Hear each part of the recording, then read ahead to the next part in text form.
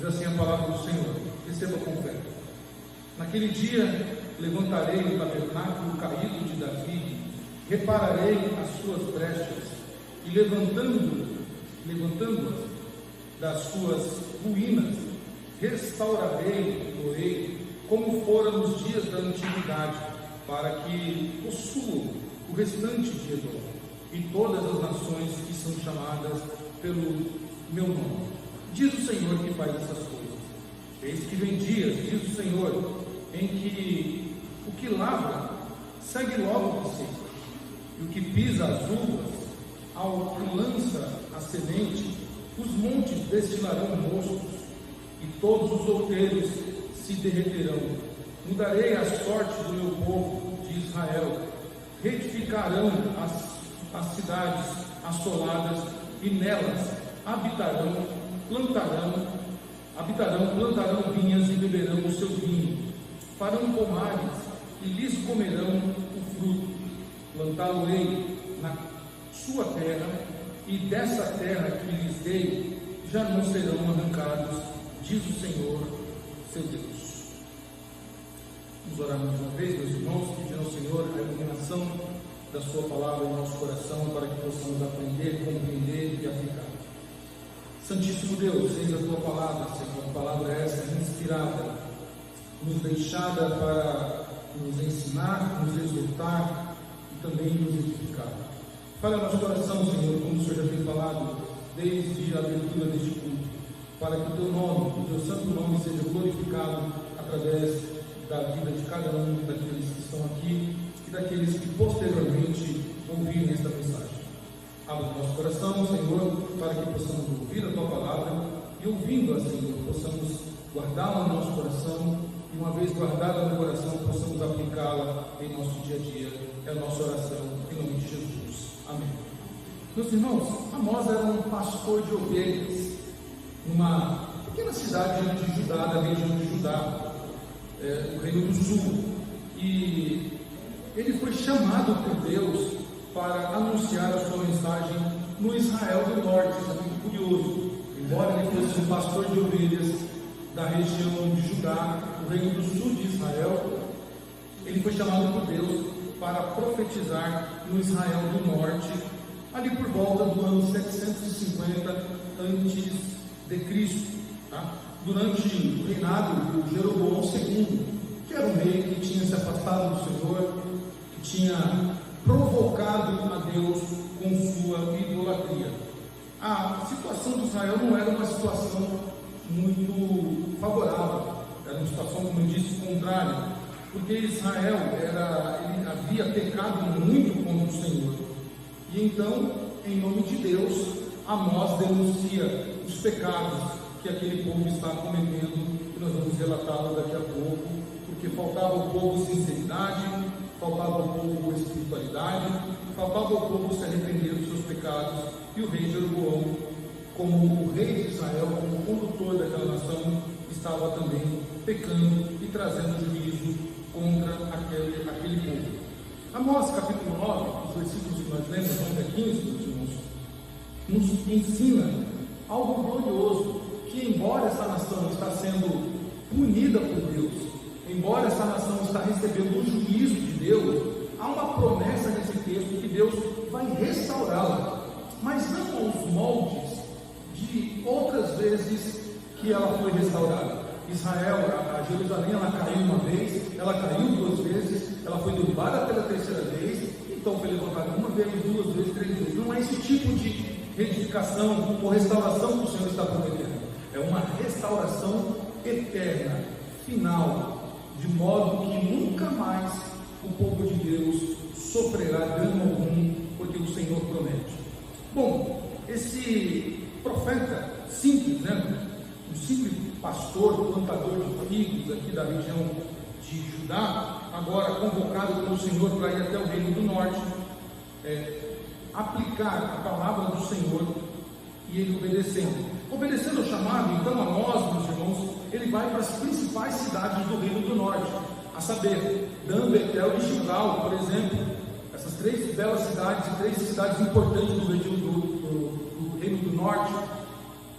Ele vai lá prega a palavra do Senhor e adverte aquele povo a se arrepender dos seus pecados, a voltar a servir a Deus com fidelidade de coração.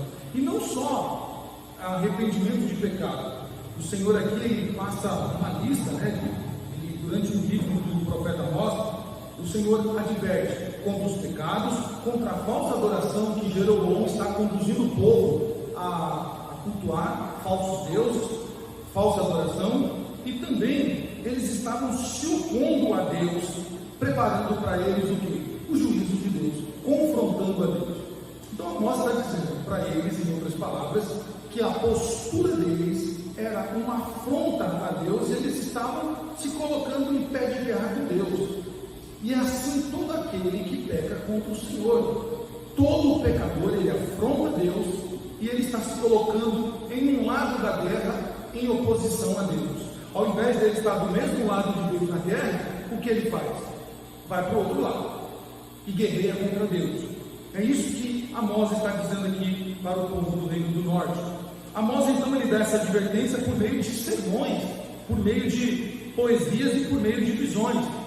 Mas, irmãos, um coração duro como esse povo de Israel tinha, infelizmente fez com que eles ouvissem, mas não escutassem, ou escutassem, mas não ouvissem, tanto faz. Eles não deram ouvidos à advertência de Deus. Deus falou por diversos profetas, e agora com Amós o Senhor está falando para eles, em sermão do Osés, Amós pregando os sermões. Deus está dando visão para Amós, e Amós está fazendo poemas para aquele povo entender o quão grave é a situação deles perante Deus por causa dos seus pecados. E o curioso, vocês já estão cansados de ouvir isso, mas vamos mais uma vez, o curioso é que aquele povo não percebe que a própria divisão ocasionada lá no reinado de Roboão já é um indício de que Deus não era mais com eles. A própria divisão, porque Deus nunca foi a favor que o seu povo ficasse dividido, como nós aprendemos aqui na quinta-feira. O Senhor sempre ensinou o seu povo a viver em união, em viver em comunhão, prometendo que a bênção do Senhor seria sobre as tribos para a vida toda, porque ali o Senhor ordena a bênção onde há a união, e aquele povo separado não percebia isso. Então o Amós aqui, nosso profeta, é enviado a Deus para anunciar juízo de Deus. Meus irmãos, o pecado desse povo foi tão afrontoso, foi tão grave, tão grande, que chegou um momento que Deus falou: é juízo, e do juízo não tem como escapar. Não tem como escapar. Deus falou por mais de 700 anos com esse povo. Não foi um mês, não foram 5 meses, não foram 1 ano, 10 anos, foram 700 anos que o Senhor falou com esse povo, para que esse povo se arrependesse, para que esse povo deixasse a idolatria, para que esse povo se voltasse para Deus. Mas eles não voltaram. Então o Senhor agora usa o seu profeta lá do Reino do Sul. E o curioso, por que do Reino do Sul? Certamente, meus irmãos, o Reino do Norte, os profetas estavam também corrompidos. Aqueles que se levantavam eram perseguidos e tinham que se exilar. E então Deus traz do sul Oséias para anunciar juízo àquele povo. O cativeiro era certo, a mão de Deus ia pesar contra eles. Mas como o nosso Deus é um Deus de misericórdia, é um Deus gracioso, é um Deus bondoso, que às vezes nós nos espantamos com a bondade de Deus, às vezes não, quase sempre, o amor de Deus nos constrange, o amor de Deus nos choca, o amor de Deus, ele foge ao nosso entendimento, mesmo em meio a essa situação narrada. Deus anuncia juízo, mas Deus anuncia também salvação para aquele povo. Deus, vocês vão pagar por isso, vocês vão receber o meu castigo, eu vou usar inimigos para punir vocês, mas vocês são meu povo. Eu jurei a Abraão que vocês seriam Deus eterno para sempre. Eu jurei a Abraão que a descendência de Abraão seria como a areia da praia, como as estrelas do céu. Eu firmei um pacto com Moisés, eu firmei um pacto com Davi, meu servo. Então Deus não exterminaria o seu povo jamais. E ele anuncia então o caminho que aquele povo deveria trilhar para a salvação, que era justamente voltar-se para Deus. É isso que esse povo deveria fazer. Qual o remédio para curar o pecado daquele povo? Qual o remédio para aquele povo, após o juízo, receber a bênção? Voltar-se para Deus. E a maior parte aqui do livro do profeta Amós, meus irmãos, fala contra o juízo, contra os pecados daquele povo. É uma mensagem de juízo, uma mensagem dura contra o pecado daquele povo, que eram pecados variados. Se você, durante a semana, tivesse a curiosidade, leia o livro do profeta Amós e você vai ver os pecados que eram variados. Este povo aqui sabia pecar. Eles não se contentavam somente com a idolatria. Não estava satisfeito com isso. Para eles, o pecado tinha que ser maior e com mais volume e com mais quantidade. Então, algumas coisas que aquele povo fazia, aquele povo praticava injustiça. Aquele povo era injusto um com o outro. Era injusto com o pobre, era injusto com o órfão, era injusto com o necessitado. Eu já disse aqui, injustiça é um pecado que Deus não tolera. Deus não tolera a injustiça, principalmente quando a injustiça é cometida com os mais fracos, os mais vulneráveis. Deus não tolera esse tipo de coisa. Eles eram injustos, eram idólatras, eram hipócritas, porque eles achavam que entregar um cordeiro, entregar um bode, entregar uma ovelha para o Senhor estava pronto. Não, o Senhor estava chamando eles de hipócrita. Ofereciam um sacrifício para expiar os pecados, achando que estavam ludibriando Deus, achando que que Deus estava sendo comprado por eles com aquele tipo de oferta. Deus denunciou a hipocrisia deles. Era um povo enganoso, era um povo que praticava enganação. É pecado enganar os outros. Deus não tolera o engano. Deus não tolera esse jeitinho brasileiro nosso de querer levar vantagem, de querer enganar os outros. Não, Deus não tolera isso. Aquele povo praticava o suborno, e Deus não fechou seus olhos para isso. E aquele povo também, meus irmãos, praticava a exploração aos pobres, descumprindo aquilo que Moisés deixou explícito na lei para o necessitado. Eles estavam explorando o pobre com um trabalho forçado e com pouco rendimento. Deus olhou para aquilo e então fez com que Amós denunciasse. E a sentença de Deus para esse povo era uma só: eles iriam ser destruídos por causa disso.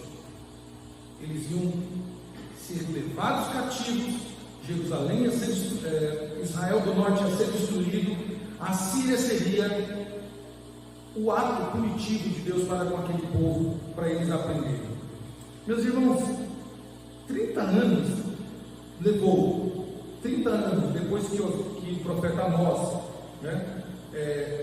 foi morto pelos líderes do reino do norte, os líderes religiosos mataram o profeta Oséias. 30 anos depois, somente 30 anos depois, Deus então falou: chega, basta, vocês não ouviram a mensagem, e não só ouviram a mensagem, mas mataram o profeta.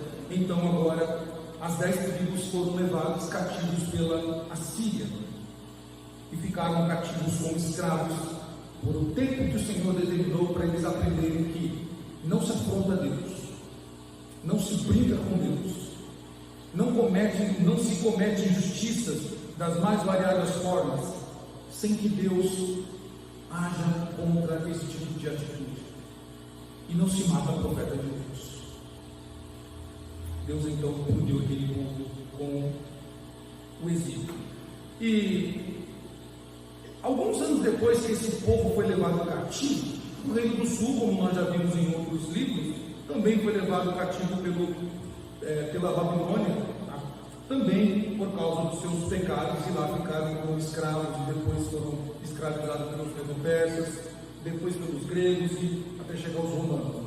Agora, a pergunta que nós fazemos quando nós olhamos para esse cenário: Deus punindo o seu povo, ou Deus permitindo que nações ímpias, gentias na época, nações ímpias, perversas como os assírios, como os babilônicos, por que um Deus amoroso permite que seu povo escolhido sofresse esses atos tão violentos como sofreram tanto da Síria quanto da Babilônia?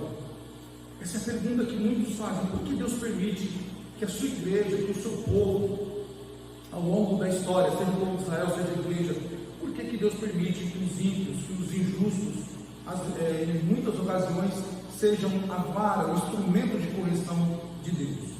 Bom, algumas respostas nós temos para isso.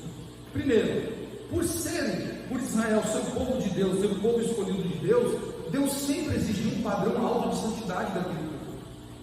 Não bastava ser 10%, não bastava ser 99%. Deus exigiu um padrão alto de santidade daquele povo, porque aquele povo era o povo escolhido de Deus. Foi no meio daquele povo que Deus se revelou, que Deus mandou maná do alto, que Deus sustentou no deserto, que Deus fez atos extraordinários para que aquele povo visse e cresce. Então eles presenciaram a glória de Deus como nenhum outro povo na face da terra presenciou. Nenhum outro povo pôde contemplar a grandeza, a majestade, a soberania e a excelência de Deus como o povo de Israel. Lógico, tem que ser exigido desse povo o quê? Um grau de santidade maior. E se exigido isso, meus irmãos, a resposta é: como eles não mantiveram não manteram, esse grau de santidade exigido por Deus, sendo Deus um Deus justo, o que Deus faz? Deus então presta as contas, chama eles para prestar contas. Deus se manifestou de uma maneira gloriosa ao longo de todos os tempos. Deus provou o seu amor para aquele povo. Deus o sustentou, mesmo sendo uma nação pequena. Deus subjugou as outras nações de Israel, principalmente no reinado de Davi e de Salomão. Deus guardou aquele povo de todos os perigos, mostrando os seus milagres gloriosos diante daquele povo. Lógico, como aquele povo não manteve o seu padrão de santidade, Deus disse: agora vocês vão prestar contas. Irmãos, não mudou. A igreja de Cristo é a igreja do Senhor. Nós somos o povo, como diz Pedro, nação santa, sacerdócio real, povo separado do Senhor. Nós somos a noiva de Cristo. E por isso é exigido de nós um padrão diferente do que é exigido no mundo. No mundo, pratica-se a religião, pratica-se uma fé materialista e uma fé que procura o resultado. O Senhor exige de nós algo diferente do que se exige lá fora, algo do que se pratica lá fora, perdão. O que o Senhor exige de nós é: sejam diferentes daqueles que não me conhecem, sejam diferentes daqueles que adoram a Baal, sejam diferentes daqueles que praticam uma religião. Para nós, a igreja de Cristo, é exigido santidade em alto padrão. E quando nós não praticamos isso, meus irmãos, somos julgados pelo Senhor. Deus derrama o seu juízo sobre nós. E talvez muitas coisas aconteçam e nós nos perguntamos: mas Deus, por quê? Por que isso? Por que aquilo? Por que aquilo outro? Mas nós não paramos para pensar também o quanto temos afrontado a Deus com os nossos pecados, com as nossas mazelas, com a nossa falta de compromisso, com a nossa hipocrisia, com a nossa exploração aos necessitados, com o nosso coração distante de Deus, coração idólatra. Nós não paramos para pensar nisso, mas nós questionamos Deus quando vem algo sobre nós, quando acontece algo em que nós não estávamos esperando. A pergunta deve ser feita: Senhor, onde foi que eu desagradei o Senhor? O que eu fiz em que desagradou o teu Santo Espírito? Nós precisamos perguntar isso, irmãos. Israel não fez isso. E então o Senhor levanta esse homem simples, este homem do campo, para profetizar aquele povo. E o livro traz dois contrastes interessantes, dois temas contrastantes nesse livro. Nos primeiros 8 capítulos desse livro, meus irmãos, e nos primeiros 10 versículos do capítulo 9 de Amós que nós lemos, o profeta ele descreve a seriedade do pecado. Ele mostra como que o pecado é sério, como Deus leva a sério o pecado do seu povo e o julgamento de Deus pelos seus pecados. Então, a primeira parte, Deus fala da gravidade do pecado. Deus mostra como o pecado ele traz prejuízo ao seu povo. E na segunda parte, nos últimos 5 versículos do capítulo 9, antes mesmo de Deus lançar o seu juízo sobre aquele povo, antes de Deus estender a sua mão usando os assírios para punir o povo, o livro de Amós nos traz uma palavra de esperança, uma palavra para o futuro daquele povo e para a igreja também. Deus promete que após o juízo daquele povo, Deus levantará um remanescente de crentes através da semente do Messias, que havia sido prometido, e ele viria para restaurar o seu povo e viver eternamente com ele. E isso é glorioso nessa história fantástica do livro de Amós, meus irmãos. Essa promessa profética do livro de Amós, capítulo 9, os versos finais, foi cumprida na primeira vinda de nosso Senhor e Salvador Jesus Cristo, como sendo o Salvador do seu povo. E note, mesmo quando o Messias está ali cumprindo as profecias, aquele povo está esperando o quê? Reino material, prosperidade material, está esperando que os inimigos físicos, Roma, no caso ali, seja destruída, e o Messias está cumprindo as escrituras de um reino espiritual, de bênçãos espirituais, de alegria no Espírito Santo, mas eles ainda não estão entendendo. Meus irmãos, é isso que esses versos nos ensinam rapidamente, e nós podemos ter aí 3 ensinamentos básicos para a nossa observação, nosso aprendizado e para que pratiquemos na nossa vida aqui nessa terra. Primeiro nós vemos no Amós capítulo 9, no verso 8, se você voltar um pouquinho aí, verso 11 até o verso 8, olha o que diz a palavra do nosso Deus. Eis que os filhos do Senhor, o Senhor Deus, estão contra este reino pecador, e eu os destruirei de sobre a face da terra, mas não destruirei de todo a casa de Jacó, diz o Senhor. Deus promete aqui, meus irmãos, aqui é uma promessa de preservação do remanescente justo. Deus diz: não destruirei totalmente a casa de Jacó. Este capítulo, ele abre então com uma visão do Cristo pré-encarnado, que está de pé do lado do altar, pronto para destruir este templo, incluindo aqueles que haviam corrompido a adoração. Aquela cena de Cristo diante do templo, meus irmãos, é um relembro, né? Estão relembrando o que Deus disse lá atrás. Cristo iria restaurar aquele povo, Deus iria destruir tudo aquilo que atraía o olhar do seu povo, afastando-os de Deus.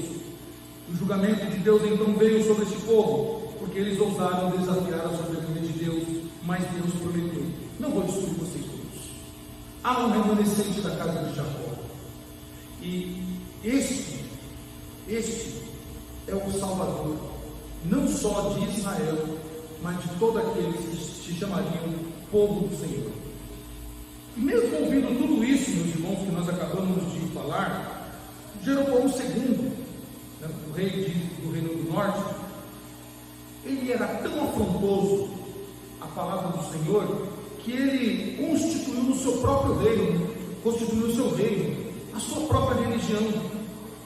E nessa religião criada pelo rei Jeroboão II, incluía adoração de 2 bezerros, muito semelhante ao que Jeroboão I fez, lá quando houve a divisão entre Israel do Norte e do Sul. O Jeroboão I fez o quê? Colocou 2 altares, um em Dan e outro em Berseba, levantou dois altares de bezerros de ouro para adorar a Deus. Jeroboão II faz a mesma coisa, e ele estabeleceu também os seus próprios locais de adoração e contratou os seus próprios sacerdotes para servir em seus falsos templos. Que coisa triste! Além de pecar contra Deus, os crimes materiais, injustiças e outras coisas mais, Jeroboão fez o povo se desviar tanto de Deus que instituiu o local de adoração, sendo que Deus tinha escolhido Jerusalém. Era a cidade santa, era a cidade de adoração, era Jerusalém. Então o povo deveria peregrinar até Jerusalém, cumprindo-se, a Salmo 133, que era o povo unido, juntos, andando, peregrinando juntos a Jerusalém para adorar o único Deus. Ele não só tira o local da adoração, como também, meus irmãos, ele institui, coloca 2 bezerros de ouro e coloca sacerdotes contratados para conduzir a adoração nesse local falso. Deus reteve o seu julgamento, como eu disse, por 700 anos Deus tolerou isso, esperando o momento certo para aplicar o juízo em Israel. Então, de Jeroboão I até Jeroboão II, 700 anos que Deus tolerou e esperou que aquele povo se arrependesse. Mas como aquele povo de coração duro não se arrepende, então Deus destrói aquele povo, deixa eles cativos. E a palavra que foi dita lá no livro de 2 Reis, lá no capítulo 18, ela se repete. Lá em 2 Reis, capítulo 18, versos 11 e 12, diz isso: porque não obedeceram a voz do Senhor seu Deus, mas transgrediram o seu convênio, ou transgrediram a sua palavra. Então agora esse povo está sendo punido. No entanto, meus irmãos, Amós capítulo 9, versículo 8, mostra aqui o profeta dando um vislumbre de esperança àquele povo, de que eles seriam preservados, ou seja, os remanescentes de Jacó seriam preservados, Deus preservaria aquele remanescente e não destruiria aquela casa, porque eles se voltaram as costas para Deus, mas Deus não se voltou contra o seu povo. Meus irmãos, aqui para nós pensarmos, Deus tolerou por muito tempo aquele povo, e talvez não, a história mostra isso, aquele povo achou que o juízo de Deus não viria, porque Deus usou profetas lá como Jeroboão I para profetizar. Deus usou outros profetas e foi usando profeta atrás de profeta para dizer: olha, cuidado, vocês estão pecando, Deus falou isso, assim diz o Senhor. E foi se passando anos e anos, geração foi, geração veio, e eles não deram ouvidos, como diz o texto, não obedeceram a voz do Senhor, mas transgrediram o seu convênio. Muitas vezes nós somos convencidos pela nossa natureza carnal, pecaminosa, em que faz-nos achar, ou nos engana, melhor dizendo, achando que Deus não está vendo os nossos pecados. Já passou 1 ano, já passou 2 anos, talvez já passou 5 anos, passaram 5 anos, talvez já se passaram 10 anos e nada aconteceu. Pelo contrário, talvez muitos estão dizendo assim: mas nesses 10 anos aí que eu estou vivendo em pecado, eu prosperei, eu fui abençoado, minha vida está muito boa, Deus não tem desagradado. Eu até acho que não é pecado mais do que eu estou fazendo, eu até acho que fiz ensinado errado, ou eu li errado, ou a igreja opressora, conservadora, ensinou errado, porque está tudo bem na sua vida.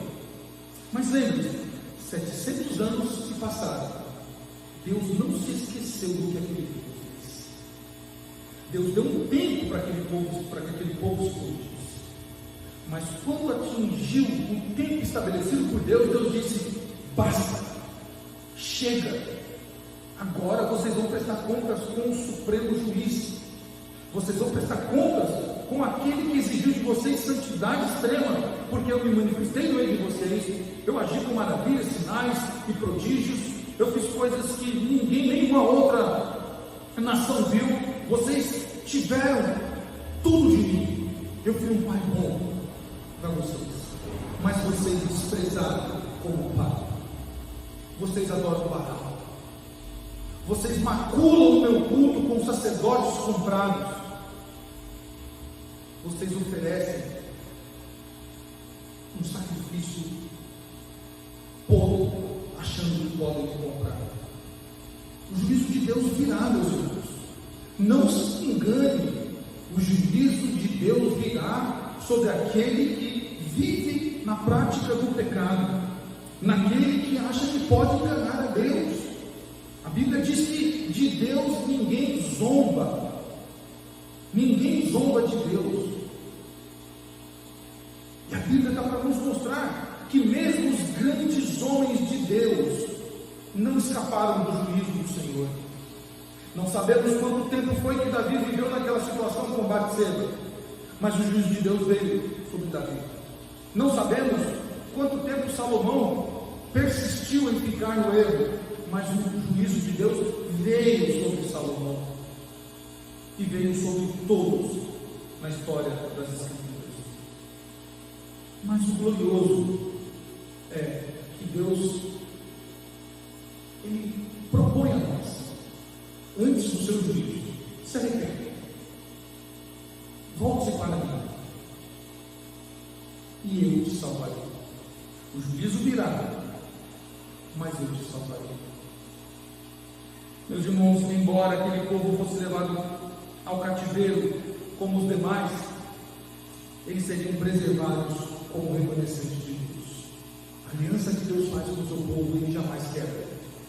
Aquele povo ia sofrer, trabalhar como escravo, eles iam padecer ali nas mãos dos assírios e dos babilônicos, mas Deus não deixaria o seu povo ser exterminado. Uma amostra disso, meus irmãos, no Reino do Sul, foi quando Amã, aquele perverso, tramou um plano para executar o povo de Deus. Vocês lembram, né? Amã traçou um plano, fez com que o rei Assuero assinasse o documento, selasse com o seu anel, de que havia um povo que estava perturbando e aquele povo deveria ser exterminado, e haveria até um prêmio financeiro para o reino de Assuero. E então, quando Esther, Mardoqueu sabe, convoca Esther, meus irmãos já sabem, Esther prepara o banquete, e Esther então denuncia o plano de Amã. E então Deus faz com que o plano do perverso se volte contra ele. Deus então preparou Mardoqueu, preparou Esther, para que o povo de Deus fosse preservado contra uma matança que seria histórica na face da terra. E o povo de Deus pôde então se defender, e o Senhor protegeu e defendeu o povo do Senhor, e não houve matança contra os judeus. Pelo contrário, aqueles que se levantavam contra o povo de Deus na época de Esther, eles foram exterminados, e os judeus prosperaram muito, porque Deus é com o seu povo. E aqui, meus irmãos, para que você tenha além do seu coração, somente Deus pode julgar o seu povo. Somente Deus pode punir o seu povo. Nem o diabo e nem este mundo podem nos julgar, pode nos sentenciar. É Deus quem nos julga. Mas Deus é o Pai que nos ama. Então a correção dele é com amor. E se nós nos arrependermos e nos voltarmos para Ele, ainda que o juízo seja duro, seja penoso, seja doloroso, mas nós saberemos que no final seremos acalentados pelo Senhor, seremos resgatados pelo Senhor. Uma segunda lição que nós vemos aqui, meus irmãos, está a partir do verso 11, onde Deus promete através do profeta a restauração do reino de Davi. Diz lá no verso 11: naquele dia, o tabernáculo de Davi que caiu, será como nos dias antigos. Então ele levantará o tabernáculo de Davi que caiu, e será como naqueles dias. Então, além do dia do julgamento, viria o dia da bênção. Deus está prometendo ali: vocês vão sofrer o meu julgamento, mas vocês vão também usufruir da minha bênção. E isso aconteceria quando Deus levantasse um novo povo para si e os levaria, né, de volta à sua terra. Então Deus restabeleceria a cidade de Davi, que caiu, que foi arruinada nos tempos do exílio e no tempo do cativeiro. Amós, meus irmãos, provavelmente foi o primeiro profeta hebreu a relacionar o reino de Deus com o dia do Senhor. Faz essa relação, né, do reino de Deus com o dia do Senhor. Provavelmente ele foi o primeiro profeta a fazer essa correlação. E esta profecia, meus irmãos, ela se cumpre realmente em Cristo Jesus, porque o reino de Deus está diretamente relacionado com o dia do Senhor. Quando Deus diz, né, a Davi, ou o Senhor falando a Davi, lá em 2 Samuel capítulo 7, olha o que Deus diz a Davi: a tua casa e o teu reino durarão diante de mim para sempre, seu trono será estabelecido para sempre. Então o Senhor promete a Davi, falando de um reino futuro. Então o dia do Senhor pode ser visto aqui como o reino de Deus, o reino perpétuo do Senhor, como nós lemos em Apocalipse um pouco do que é o reino de Deus, o reino eterno, onde não haverá mais choro, mais dor, não haverá mais pranto, não haverá mais luto, porque todas as coisas já passaram. Deus, assentado no seu trono, governará nessa nova cidade, a nova Jerusalém, o reino prometido para os remanescentes do Senhor. No entanto, meus irmãos, de acordo com as profecias bíblicas, de acordo com a profecia bíblica, esse reino só poderia ser levantado por uma ramificação da família de Davi. Então, o Amós está profetizando, assim como outros profetas, que haverá um remanescente, porém esse remanescente tem que vir da família de Davi, porque é da família o trono de Davi que foi prometido ser estabelecido para sempre. Não foi o trono de um rei do norte, não foi o trono de um rei de uma outra cidade, não, foi da cidade de Davi que estabelecerei esse reino dele para sempre. Então o remanescente teria que vir da família de Davi.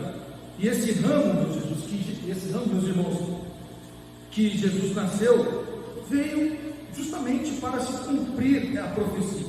Tá? Jesus, que nasceu de Maria, uma virgem desposada, como nós aprendemos, cujo homem era José, e José era da casa de Davi.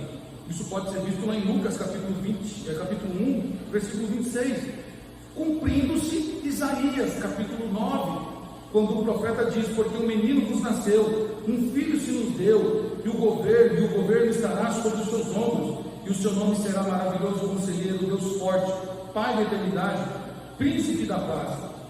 Do aumento de seu governo e paz não haverá fim, sobre o trono de Davi e seu reino, para ordená-lo e estabelecê-lo com julgamento e justiça daquele tempo em diante para sempre. Vejam só, Lucas está mostrando a genealogia de Jesus, que procede da raiz de Davi, para se cumprir aquilo que o profeta Isaías disse, e para se cumprir aquilo que o Senhor está dizendo através do profeta Amós. Não haverá fim para o seu povo. O seu povo não será destruído, porque Deus preservará o remanescente. Meus irmãos, essa promessa se estende à igreja, se estende ao povo do Senhor, do Novo Testamento da igreja, porque nós somos o Israel de Deus, nós somos o povo eleito do Senhor. E quando nós olhamos para isso, meus irmãos, devemos ficar alegres e satisfeitos, porque o Senhor, ainda que nós sejamos julgados por causa dos nossos pecados, Cristo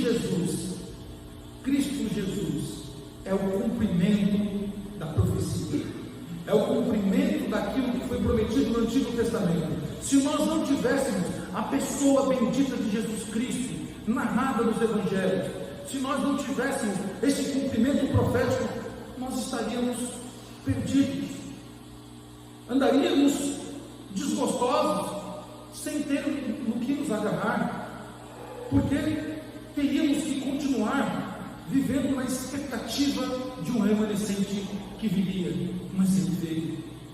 e nós só o glorificamos, porque Ele se revelou a nós, e se revelou a nós, mostrando que aquilo que foi prometido se cumpriu. E isso que se cumpriu, na verdade, é uma promessa feita lá no Éden, quando o casal peca contra o Senhor estabelece maldição sobre a serpente e diz para a mulher que a descendência dela, a descendência da mulher, dela nasceria um que esmagaria a cabeça da serpente, ainda que ela lhe morda o calcanhar. Então, meus irmãos, o plano redentor do Senhor se cumpriu em Jesus Cristo, nosso Senhor. O plano redentor do nosso Senhor se cumpre em Cristo Jesus, e nós podemos estar assegurados disso, de que nós não seremos destruídos em hipótese alguma, ainda que se levantem nações, ainda que se levante o mundo inteiro contra a igreja de Cristo, nós seremos e continuaremos sendo preservados por aquele que nos redimiu, por aquele que nos salvou. Em algum momento da história, meus irmãos, já no passado, agora no presente e talvez no futuro, a igreja passará também por uma punição por causa do seu afastamento, por causa da sua idolatria, porque a igreja anda contratando profetas. O que nós vemos hoje, meus irmãos, no cenário de hoje, de 2025, algo impensado lá pelos nossos primeiros pais que chegaram a essa nação, como Simon, como outros que vieram antes de Simon. É impensável o que isso acontece hoje no Brasil. Nós temos um processo, nós estamos num processo de idolatria nos cultos evangélicos, idolatria a homens, idolatria a locais, idolatria a deuses cotidianos. Profetas são contratados para darem show e espetáculo, se passando por profetas de Deus, ensinando o povo de Deus o erro, assim como Jeroboão II fez ao contratar profetas, enganando o povo, dizendo que Deus estava recebendo as ofertas dele. Ainda hoje há um espírito de Jeroboão em muitos lugares, enganando o povo de Deus, achando que suas ofertas estão sendo aceitas, ainda que a sua vida seja uma vida de pecado. O que nós vemos hoje, meus irmãos, é uma afronta à santidade de Deus. Aqueles que deveriam pregar o Evangelho, aqueles que deveriam conduzir o povo de Deus a ter uma vida de santidade, eles estão preocupados com as suas contas bancárias, eles estão preocupados em ter cadeiras no cenário político do nosso país, eles estão preocupados com os holofotes, eles estão preocupados em serem aceitos pelas multidões,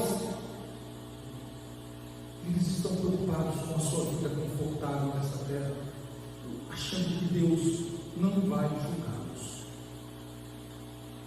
Deus não tolera afronta contra o seu povo. Jeroboão pagou pelo que fez. Esses homens de hoje pagarão também pelo que fez.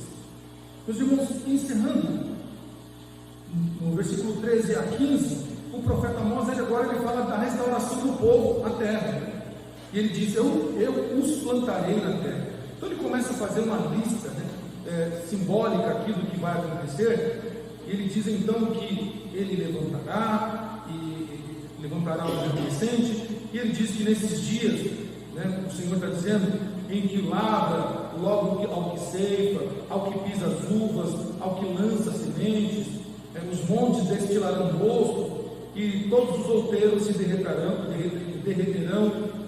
mudarei a sorte do meu povo de Israel, reedificarei as cidades assoladas, e nelas habitarão, plantarão vinhas, beberão do seu vinho, farão os pomares e lhe comerão os frutos, plantá-lo-ei na sua terra, e dessa terra que dei já não serão arrancados do Senhor. Ele está falando de um tempo de prosperidade contínua, de uma prosperidade permanente, e de que aquele povo voltaria para a sua terra, mas não para uma terra assolada com os muros caindo, o templo derribado e uma terra infértil, mas eles voltariam para a terra deles, para a terra que o Senhor prometeu, mas uma terra agora próspera, uma terra restaurada.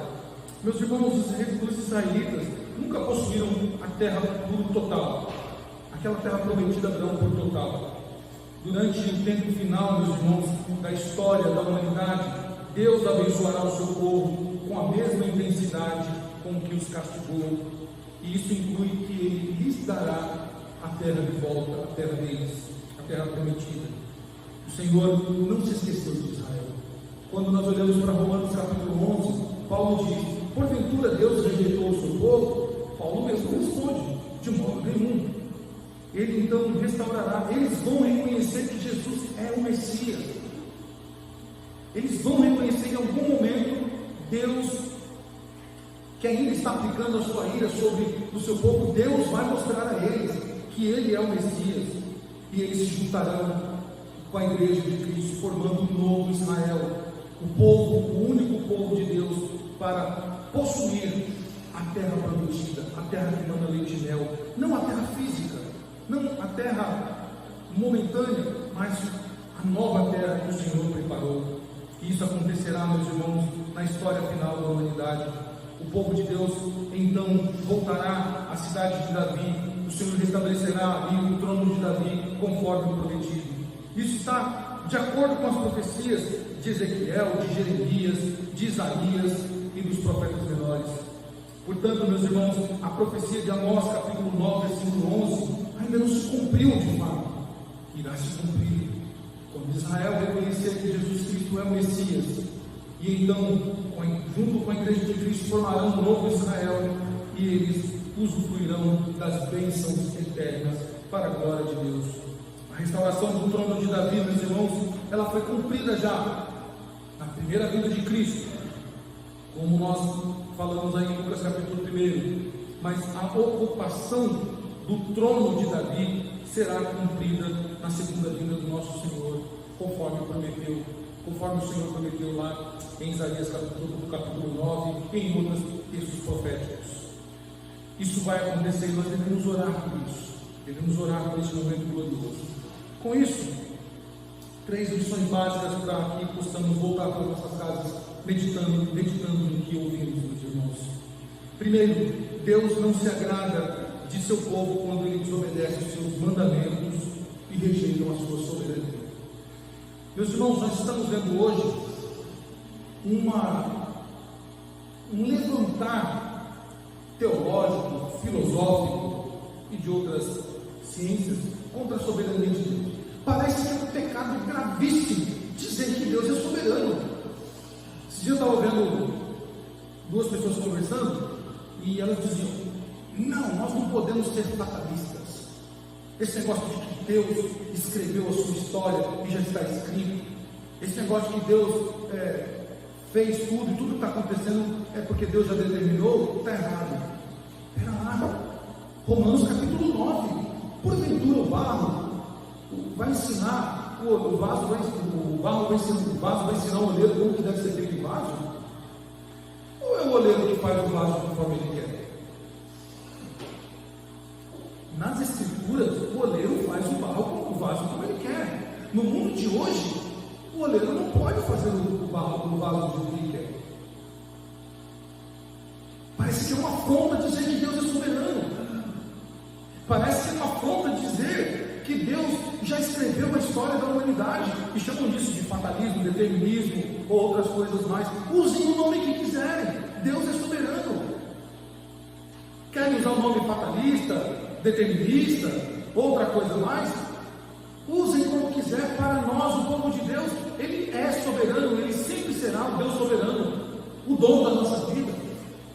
Foi Ele quem nos tirou do charco do pecado, do charco de lodo do pecado. Porque se dependesse de nós, onde nós estaríamos? Lá, nos nossos pecados, atolados nos nossos pecados. Não, espera lá. Eu que aceitei. Um dia eu fui para a igreja e eu aceitei. Efésios capítulo 12 diz que nós somos mortos. E é quando Ele gera em nós vida através do seu Espírito, é que nós podemos responder a Ele dizendo: eu quero. Ação sempre dele. Então, meus irmãos, Deus não se agrada quando se rejeita os seus mandamentos, quando tenta se adaptar dos mandamentos do Senhor, dizendo, não, pera lá, isso aqui foi para os tempos de Paulo, nós estamos agora no tempo moderno, isso aqui foi nos tempos de Abraão, não serve mais para hoje. O que está escrito aqui, meus irmãos, é regra de fé e prática para nós. Quem fica velho somos nós. Quem embranquece os cabelos somos nós. Quem vai perdendo os dentes e perdendo a fraqueza somos nós, conforme diz o texto de Salomão. A palavra de Deus é a mesma, ontem, hoje e eternamente, porque ela é a palavra de Deus, ela é atemporal, ela não envelhece, ela não enfraquece, pelo contrário, ela subsiste, ela permanece, se fortalece cada vez mais, porque ela procede de Deus. Portanto, não irritemos Deus desobedecendo a sua palavra, não questionemos a soberania de Deus. Ele é e sempre será soberano. Segunda lição, meus irmãos, que nós não podemos aprender desse povo, com esse texto de Oséias, de Amós ao povo de Israel: Deus purifica seu povo por julgamento, meus irmãos. Isso é um fato. E o julgamento de Deus, em toda a história, basicamente foi sofrimento e perseguição temporal para julgar o seu povo. Israel, durante um tempo, uma síntese disso, de como é interessante a caminhada do povo de Israel, quando você vai ler o livro de Juízes, diz assim: no tempo em que não havia juízes, cada um fazia o que queria. Eles faziam o que queriam. Quando tudo estava bem, eles se esqueciam de Deus. E aí faziam tudo que não era para fazer. Quando o cerco apertava, corriam para o Senhor. Meus irmãos, o pecado precisa ser tratado na nossa vida. Deus exige de nós um padrão alto de santidade. Quando nós não obedecemos ao Senhor, o que Ele faz? Ele permite que nós soframos e que nós sejamos julgados por Ele. E Ele permite então sofrimento, perseguição. E muitas vezes nós sofremos ou somos perseguidos por causa dos nossos pecados. Do que se queixe o homem, senão dos seus próprios pecados.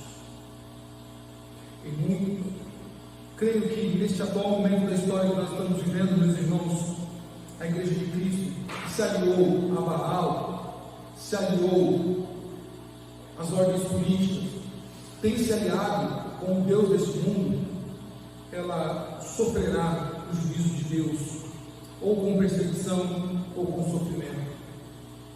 Então não queira ser julgado por Deus. Abandone qualquer tipo de falha, qualquer tipo de pecado que você esteja cometendo, porque certamente o juízo de Deus virá, o sofrimento ou perseguição temporal, porque Deus justo. Pedro diz que Deus começa o juízo pela sua casa. 3. O povo de Deus, meus irmãos, hoje está sendo purificado por meio do julgamento do Senhor.